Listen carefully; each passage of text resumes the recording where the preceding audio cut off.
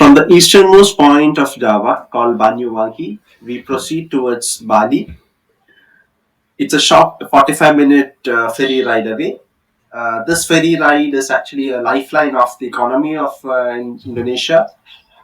It transports men, material, livestock, agriculture, produce, everything. The ride itself is quite enjoyable. The scenic Bali Strait, very beautiful location. You also get to see dolphins, and the entry port in Bali is called Gilimanuk. Interestingly, the island of Bali looks like a chick, young one of a chicken, a chick which faces the west. So Gilimanuk is right there on the beak of the chick.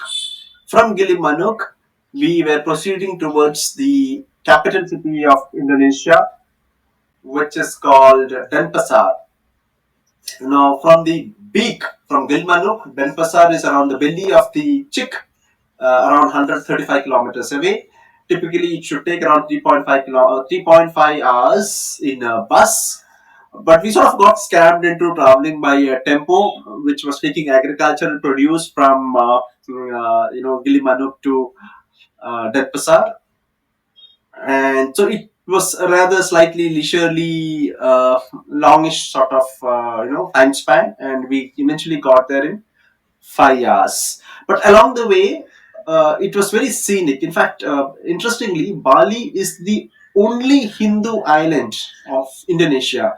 Indonesia, like I had mentioned in the previous video, is a group of 17,000 islands, 8,000 of which is inhabited, and most of almost entirely Indonesia is a Muslim country, and Bali is the only Hindu island among all these islands. So it has got a distinct feel to it. It strikes you. I mean, the place really. As you reach Bali, you understand this because you find figurines, sculptures of gods and goddesses and mythological creatures in as traffic roundabouts, and a lot of temples, and the whole thing quickly changes. The scenery and the cultural aspect also, it's very distinct. You can actually make it. Bali, of course, also carries the sobriquet, the nickname. It's called Island of the Gods. So very visibly, there are gods and goddesses everywhere in the island. The Hindu aspect of the island is actually very, very visible. And then around 5 hours later, we reached Denpasar, which is the capital of Indonesia. There isn't much to do in Indonesia. It's again another large administrative place. From a tourist point, there is nothing to do. Bali, of course, is known for its beaches, for its surfing, snorkeling, water sports, and also there is a spiritual component for which people visit, which is up north in this place called Ubud. Ubud is known for, let's say, spiritualism, yoga, and a relatively slow paced, enjoyable way of life. So from Denpasar, we traveled to Ubud. I think we stayed in Denpasar for one night, and next day we took a bus to Ubud, and must have spent around 8 to 10 days in Ubud. So once in Ubud, we moved around. In fact, okay, this is something which is interesting. Bali has a very inefficient public transport. So the metros, the good bus services, and everything which we had in Java Island isn't there in Bali anymore. Bali is a bit of a tourist trap from that perspective because there is no public transport whatsoever. Taxi drivers fleece you at every opportunity that they get. So the only way to sort of escape this is to hire a two wheeler, hire a bike, and that is a fairly simple process. I think at a very affordable rate, if I remember, for equivalent of around 500 Indian rupees or around 400 Indian rupees per day, you could hire a bike and you could move around. And the process is also simple. You just have to show your driving license from your home country. They give it to you. And interestingly, if you're an Indian, it is even more easy because they know that Indians are used to chaotic traffic on the road. But if you're a Westerner, if you're a European, they will perhaps warn you about the traffic chaos. That basically the fact that roads aren't I mean, not as orderly as they would find it in Western Europe or North America.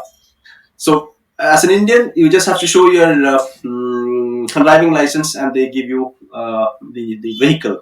I think caution deposit, or they take your passport.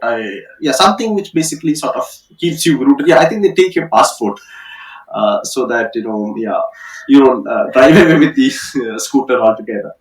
So we had taken the scooty and then driven around and visited places of interest. A lot of temples around in that stretch around the Ubud area, and it's got very distinct architecture. Uh, the temples look lovely, and they're very photogenic also. We visited quite a few of them. Like I said, the cultural aspect really stands out. As we were biking around, we happened to see a lot of temple processions and other religious processions, and sometimes we actually stopped. In fact, I remember stopping at a place to record it and getting off the bike to record a beautiful procession.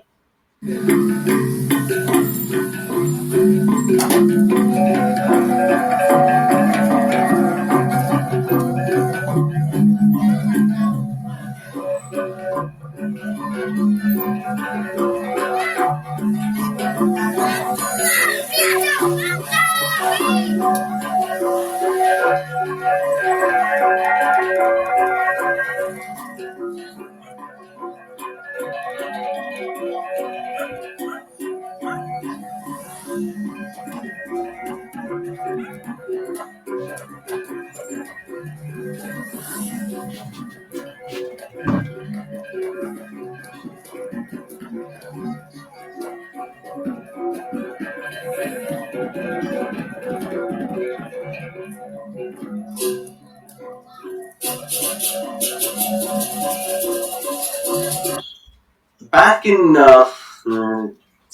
back in Ubud, another interesting aspect is the rich, biodiversity around there. We visited terraced paddy fields, which is different. Which we don't find terraced paddy fields, even though Kerala has got a lot of paddy fields, but this terrace field is very different. Uh, Water flows down, and then the paddy fields, sort of the entire incline of the mountain is cut in such a incline is cut in such a way that you create small terraces, and then paddy or rice is cultivated, and it also makes for great photographic location. Also, we visited those are actually unique to Bali, I understand. We also had the good fortune of visiting a very famous monkey forest in Ubud, which is again a popular tourist destination in Ubud. And then again, we went back to our laid back, relaxed lifestyle in Ubud for a week or 10 days, and then moved further to the south. In the south, along the coast, what is of interest is basically water sports, the beaches, and all of that. So we didn't actually spend a lot of time there, but around I think 3 days in the place called Kuta. Kuta is right there on the beach. Then there are other places like Kangu and other places which are mostly visited by foreigners for beaches, sun, and all of that. Uh, One thing of interest is that, in fact, the Denpasar airport, even though if you come by flight, Denpasar is the airport, but it is actually located in very close to Kuta. Now, Denpasar city is, I think, good 2 hours away from the airport, whereas Kuta is 3 kilometers from the airport, if I'm not mistaken, not more than 5 kilometers. But even for that 5 kilometers, there is a taxi racket which runs, which is basically they charge you something like equivalent of 2,000 Indian rupees or 2,500 Indian rupees for a 2-3 kilometer taxi ride. So there is a taxi mafia running.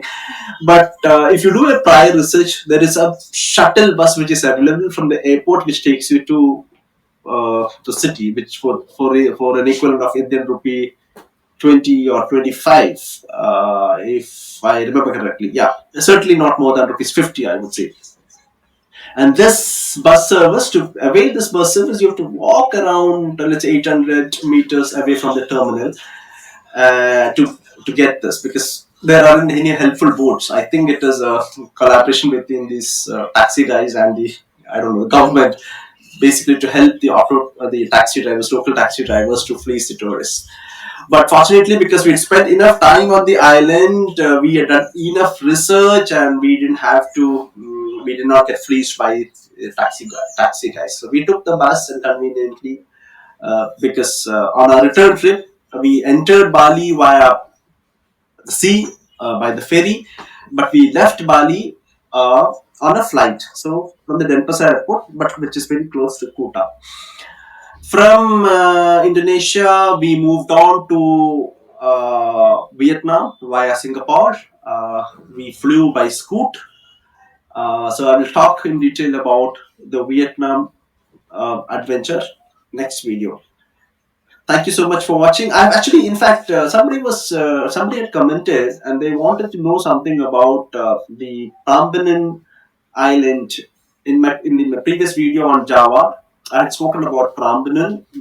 Prambanan has got a very famous Ramayana ballet, which happens every day from 7:30 onwards, 7:30 to 8:30. It's a 1 hour dance drama, variation of the Ramayana.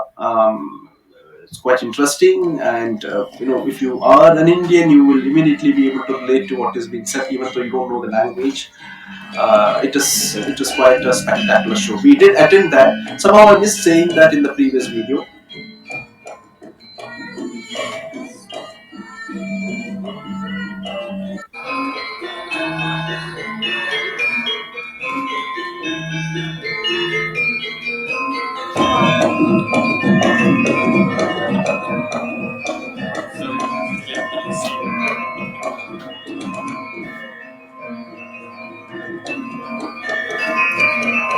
So that is that. So overall, the visit was the stay in from Indonesia lasted for around a month, 25 to 28 days. I don't quite remember. No, yeah, 25 to 28 days, and then we moved on to Vietnam.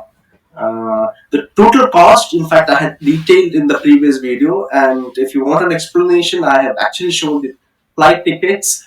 I have given the per day expense for one person as around 1,100 Indian rupees. Then I have given indicated uh, the tickets to the monuments, other miscellaneous charges, metro charges. So detailed breakup of the fare is actually given in the last part of the previous video, and the total worked out to less than 1 lakh Indian rupees. This is way back in 2018. Thank you so very much for watching this video.